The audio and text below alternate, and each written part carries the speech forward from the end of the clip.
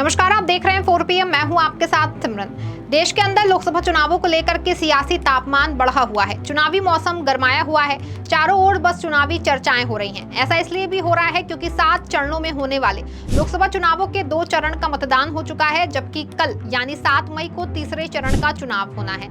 इसलिए चुनावी माहौल गर्म है और नेताओं द्वारा जोर शोर से प्रचार किया जा रहा है। हालांकि अब तीसरे चरण के चुनाव के लिए प्रचार थम चुका है और अब नेताओं के हाथ में अपना कुछ नहीं बचा है। अब सब कुछ जनता के हाथ में है। वो किसे सत्ता तक पहुंचाएंगे और किसे औंधे मुंह गिराएंगे। फिलहाल इस तीसरे चरण के बाद 4 चरणों के चुनाव और भी होना है। इस बार के लोकसभा चुनावों पर सबकी निगाहें टिकी हुई हैं, क्योंकि इस चुनाव में एक ओर जहां भारतीय जनता पार्टी अब की बार 400 पार की उम्मीदें लेकर चल रही है, तो वहीं दूसरी ओर लगभग एकजुट हुआ विपक्ष है, जो भाजपा को इस बार किसी भी कीमत में सत्ता में आने से रोकना चाहता है।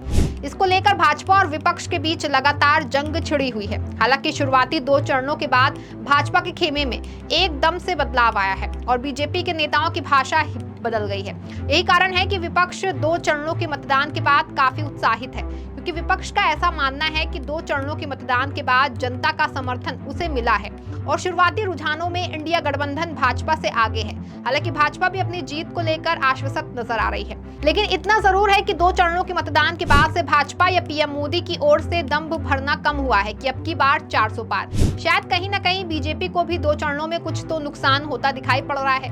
वैसे भी अपने इस लक्ष्य को पाने के लिए भाजपा को साउथ भारत में अच्छा प्रदर्शन करना पड़ा, लेकिन ऐसा करना भाजपा और पीएम मोदी के लिए इतना आसान नहीं है, क्योंकि पिछले 10 सालों में प्रधानमंत्री नरेंद्र मोदी ने भाजपा की तस्वीर काफी बदली और पार्टी की हालत को काफी मजबूत किया है। लेकिन ये ध्यान देने वाली बात है कि मोदी ने भाजपा को जो कुछ भी मजबूत किया है वो उत्तर भारत में ही किया गया। दक्षिण में भाजपा अभी भी अपने सहयोगियों के बैसाखियों के ही सहारे है और अब तो सहयोगी भी ढंग के नहीं रहे हैं। ऐसे में पिछले चुनाव के नतीजों के आधार पर बीजेपी के लिए सबसे मजबूत किला कर्नाटक माना जा रहा था, लेकिन इस बार के चुनावों में शुरुआत से ही कर्नाटक में भाजपा की हालत काफी पतली हो रखी है। ऐसे में कर्नाटक में हालत खराब होने से भाजपा के लिए साउथ में उम्मीदें और भी कम हो गई। इससे भाजपा के अब की बार 400 पार के लक्ष्य को भी तगड़ा झटका लगा है, क्योंकि बिना साउथ में अच्छा प्रदर्शन किए बीजेपी के लिए ये लक्ष्य पाना मुश्किल ही नहीं, नामुमकिन सा नजर आता है। दूसरे बीजेपी के लिए इस लोकसभा चुनाव में उसके सहयोगी ही उनके लिए मुश्किलें खड़ी कर रहे हैं। दरअसल इंडिया गठबंधन के जवाब में भाजपा ने भी एनडीए में कई दलों के साथ मिले थे। हालांकि इसमें कई दल ऐसे हैं जिनके लोगों ने नाम तक ही नहीं सुने होंगे और ना ही उनके लोकसभा या कहीं भी कोई सीटें हैं, लेकिन फिर भी सिर्फ गिनती बढ़ाने के लिए बीजेपी ने उन्हें अपने खेमे में शामिल किया। वहीं अब की बार 400 पार की उम्मीदों को बांधे चल रहे प्रधानमंत्री मोदी ने कई ऐसे दलों को भी अपने साथ लिया है जो कभी उनके साथ ही थे लेकिन फिर अलग हो गए थे। लेकिन अब ये ही साथी ही भाजपा का गेम बिगाड़ने में लगे हैं और अब इनकी हरकतों की वजह से भाजपा को चुनावों में फायदा होने की बजाय और नुकसान उठाना पड़ सकता है। फिर वो चाहे कर्नाटक में जेडीएस हो या आंध्र प्रदेश में चंद्रबाबू नायडू की तेलुगु देशम पार्टी यानी टीडीपी हो, या फिर बिहार में जनता दल यूनाइटेड बोले तो नीतीश कुमार हो। इन दलों के चलते भाजपा की मुश्किलें बीच चुनाव में ही बढ़ती जा रही हैं, क्योंकि कर्नाटक में जिस तरह से जेडीएस सांसद प्रज्वल रेवन्ना का सेक्स स्कैंडल सामने आया है, उसने बीजेपी को चुनावों में औंधे मुंह गिराए हैं। क्योंकि इतना बड़ा स्कैंडल सिर्फ कर्नाटक तक ही सीमित नहीं रह गया है। कर्नाटक में बिगड़ी हालत को भाजपा की सहयोगी जेडीएस के नेता प्रज्वल रेवन्ना ने और भी बिगाड़ दिया, क्योंकि जब से जेडीएस सांसद प्रज्वल रेवन्ना का सेक्स स्कैंडल सामने आया है, तब से कर्नाटक में तो भाजपा की हालत बिल्कुल ही खस्ता हाल हो गई है। क्योंकि प्रदेश का सत्ता दल कांग्रेस इस मुद्दे को लेकर भाजपा व जेडीएस पर पूरी तरह से हमलावर हो गए। तो वहीं दूसरी ओर कर्नाटक से इतर पूरे देश में कांग्रेस समेत सभी विपक्षी दल इस मामले को लेकर बीजेपी पर हमलावर हैं, क्योंकि एक तो जेडीएस इस लोकसभा चुनाव में एनडीए का हिस्सा है, दूसरी ओर एनडीए का हिस्सा होने के बावजूद प्रधानमंत्री मोदी इस पूरे मामले पर अब तक चुप हैं, जबकि कांग्रेस इस मुद्दे को महिला सुरक्षा से जोड़कर भाजपा को चौतरफा घेर रही है और प्रधानमंत्री मोदी तक पर निशाना साध रही है। हर चुनावी सभा, हर रैली में कांग्रेस नेता राहुल गांधी और प्रियंका गांधी समेत पूरी पार्टी इस मुद्दे को लेकर के सत्ता दल भारतीय जनता पार्टी पर आक्रामक रणनीति बनाकर हमलावर है। कांग्रेस नेता राहुल गांधी ने तो प्रज्वल रेवन्ना को मास रेपिस्ट तक बता दिया, क्योंकि लगभग 3000 वीडियो सामने आने के बाद प्रज्वल रेवन्ना पर दुष्कर्म के भी आरोप लगाए गए हैं। इस मामले में आए दिन प्रज्वल रेवन्ना और उनके पिता एचडी रेवन्ना की मुश्किलें भी बढ़ती जा रही हैं। सबसे बड़ी बात यह है कि प्रज्वल रेवन्ना के पूरे स्कैंडल पर प्रधानमंत्री मोदी के मुंह से एक शब्द तक नहीं निकला, जैसे मणिपुर मामले और हाथरस मामले पर नहीं निकला था।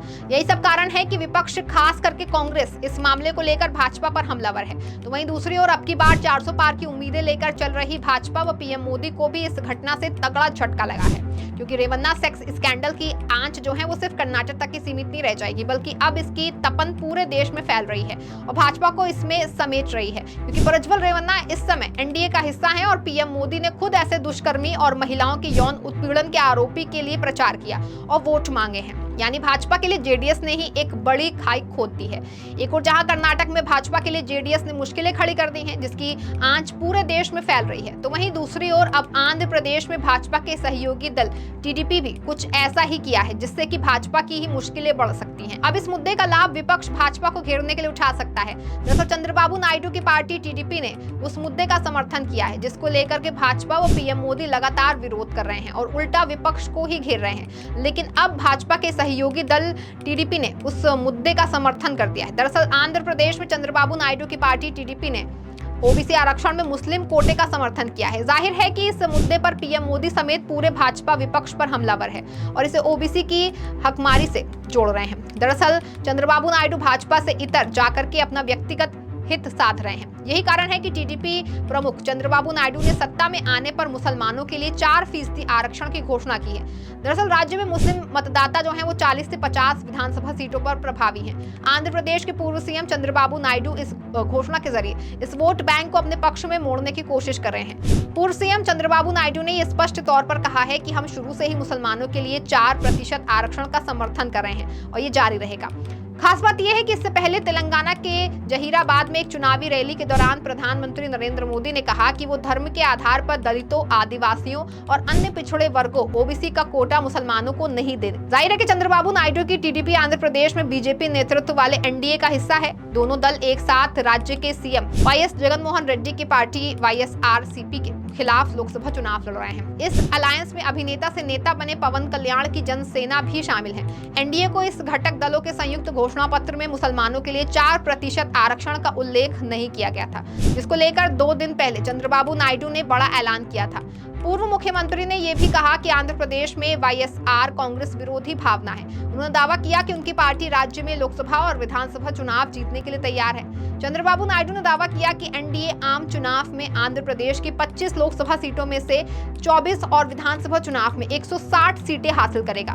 बता दें कि दक्षिणी राज्य में 13 मई को मतदान होगा और वोटों की गिनती 4 जून को होगी। दिलचस्प बात यह है कि पिछले हफ्ते चंद्रबाबू नायडू ने यह भी ऐलान किया था कि जैसे ही गठबंधन आंध्र प्रदेश में सत्ता में आएगा, मक्का जाने वाले मुस्लिम तीर्थ यात्रियों को 1 लाख रुपए की वित्तीय सहायता दी जाएगी। यानी एक और जहां भाजपा व पीएम मोदी मुसलमानों के आरक्षण का लगातार विरोध कर रहे हैं, दूसरी ओर एनडीए का हिस्सा रहे चंद्रबाबू नायडू इस आरक्षण का समर्थन कर रहे हैं और सत्ता में आने पर इसे लागू करने का भी ऐलान कर रहे हैं। साफ है कि एनडीए में आपस में ही एक रार नहीं है। दरअसल इस बार एनडीए में आपसी दलों में एका नहीं दिख रहा है। गठबंधन का प्रमुख दल भाजपा कुछ और कह रहा है, तो वहीं सहयोगी दल कुछ और कह रहा है। कुछ एक सहयोगी दलों का कहना है कि हर बार चुनाव से पहले संयुक्त रणनीति बनाने के लिए एनडीए की बैठक होती थी। बीते चुनाव में भी पीएम मोदी गठबंधन के नेताओं के साथ भोज में मिले थे, लेकिन इस बार ऐसा कुछ नहीं हुआ। 2 चरण के मतदान संपन्न होने के बावजूद सहयोगी दलों को प्रचार के लिए पूछा नहीं जा रहा। कहीं भी नियुक्त प्रचार की रणनीति नहीं है। यूपी में पहले 2 चरणों में एक बार आरएलडी प्रमुख जयंत संयुक्त जनसभा में दिखे। बिहार में इसी प्रकार सीएम नीतीश 2 बार संयुक्त जनसभा में दिखे। इसके बाद ऐसा कोई सहयोग नहीं बना। यानी इस बार एनडीए ना तो मजबूत दिखाई दे रही है और ना ही एकजुट। बिहार में जदयू समेत दूसरे सभी सहयोगी भाजपा पर निर्भर होकर चुनाव लड़ रहे हैं। सभी सहयोगी दल अपने हिस्से की सीट पर पीएम मोदी और यूपी के सीएम योगी आदित्यनाथ की जनसभा कराने का जोर दे रहे हैं। यहाँ भाजपा की रणनीति सहयोगियों की बदौलत राजद के एमवाई मुस्लिम यादव समीकरण से पार पाने की है। साल 2014 के चुनाव में पार्टी ने लोजपा कुशवाहा के साथ, तो बीते चुनाव में लोजपा जदयू के साथ सफल सोशल इंजीनियरिंग की थी। यानी कि हर ओर उनके सहयोगी दल भाजपा के लिए मुश्किलें ही खड़ी कर रहे हैं। साफ है कि जिस तरह से भाजपा खुद को मजबूत करने का प्रयास कर रही है, उसके सहयोगी दल उल्टा उसके लिए सिरदर्द पैदा कर रहे हैं। यही कारण है कि अब की बार 400 पार तो दूर, भाजपा के लिए सत्ता की राह कठिन होती जा रही है, क्योंकि अगर एनडीए गठबंधन में एका नहीं रहेगा तो बीजेपी के लिए सत्ता में वापसी आसान नहीं रहेगी। फिलहाल अब देखते हैं कि चुनाव परिणामों में क्या असर दिखता है। इस खबर में फिलहाल बस इतना ही। ऐसी राजनीतिक खबरों के लिए बने रहें और देखते रहें 4PM। धन्यवाद। है।